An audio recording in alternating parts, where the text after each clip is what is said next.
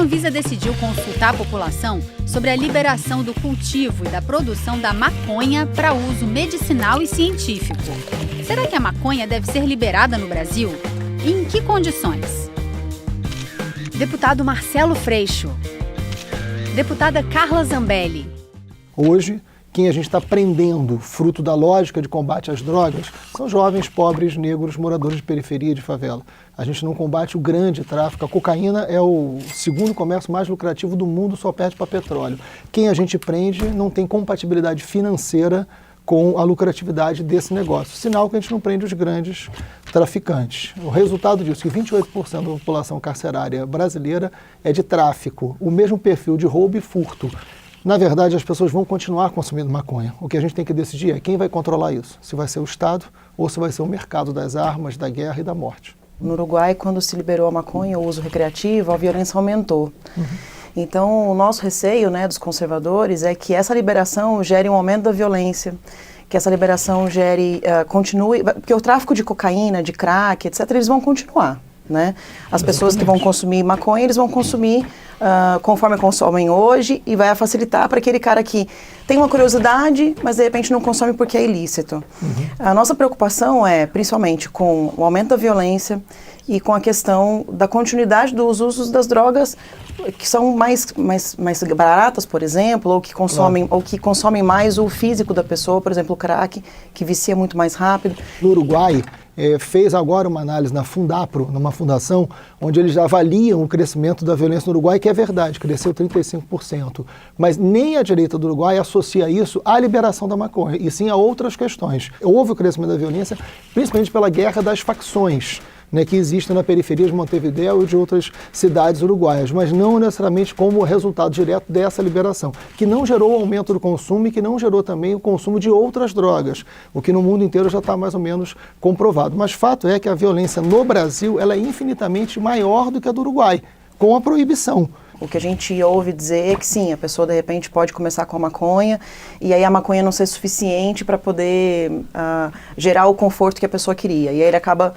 eu conheço pessoas que começaram com a maconha, depois foram para a cocaína e chegaram até o crack e foram a óbito. Sinceramente, eu continuo bem convicta de que a liberação da maconha pode gerar no Brasil, por conta da nossa cultura, etc., a cultura do jeitinho que a gente tem, a cultura da facilidade, tá fácil de comprar, então agora é liberado, eu vou liberar geral. Eu tenho uma preocupação muito grande para onde está indo a nossa geração, assim, claro. De o que vai acontecer com tudo isso. Eu tenho filho e, assim, tudo que eu olho para o futuro, eu fico olhando para o meu filho. Eu gostaria que ele fosse um alcoólatra, eu gostaria que ele fumasse maconha. Será que isso não vai prejudicar? Até que ponto isso é bom para a criança, claro. Para o adolescente? Então, eu tento fazer política pública pensando no meu filho. Se seu filho for pego um dia com cigarro de maconha, certamente ele vai ser tratado como usuário, jamais como traficante. Porque ele é branco, de classe média e é seu filho. Se você fosse uma mãe negra da favela e seu filho fosse pego com a mesma quantidade de maconha, ele seria preso como traficante. Esse é um debate que a gente tem que fazer, Carla. Imaginar que tiro e polícia resolvem essa questão social, está comprovado na história do Brasil que não tem eficácia. Você acha que se liberasse o consumo da maconha, por exemplo, como é que ficaria a questão das outras drogas, cocaína, etc.? Isso iria para o mercado. O tráfico ia deixar de acontecer da maconha ou de repente ia ter uma guerra de preço com o mercado de drogas? A gente tem algumas experiências. No próprio Uruguai que você citou, o controle do tráfico sobre a droga caiu 30% depois da legalização. Houve um baque. Tanto é que essas facções ou essas gangues partiram para fazer outras atividades. E aí é um problema de segurança pública que não tem relação só com a droga, mas de outras políticas que tem que acontecer. Mesmo sendo contrária à legalização do fumo da maconha, eu acho que a gente precisa discutir urgentemente no Brasil o uso do canabidiol, que é o CBD, e o THC. O uso do CBD e do THC para convulsões, para dores, para câncer, para Parkinson, epilepsia. Assim, são 320 doenças. Autismo é sensacional, porque a criança fica muito mais tranquila.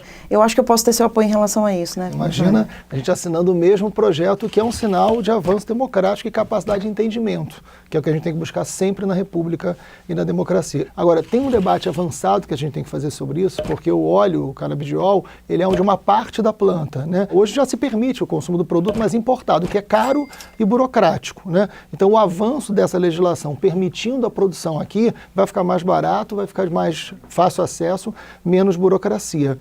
Eu enfrentei durante as últimas semanas, né, depois que foi divulgado que a gente vai dividir um projeto, assim, um preconceito, porque o Freixo, Claro. etc.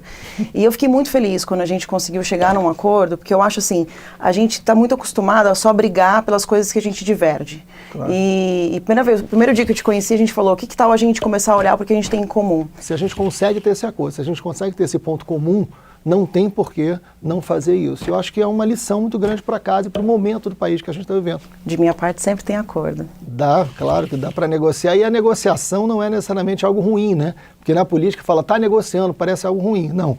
A negociação é com princípio, é com valores, é com honestidade, né? É com dignidade, que são valores que têm que estar em qualquer ação política, e com respeito à diferença. Eu acho que vai ser um grande aprendizado e uma grande demonstração de que é possível a gente chegar a pautas que sejam bom para todos.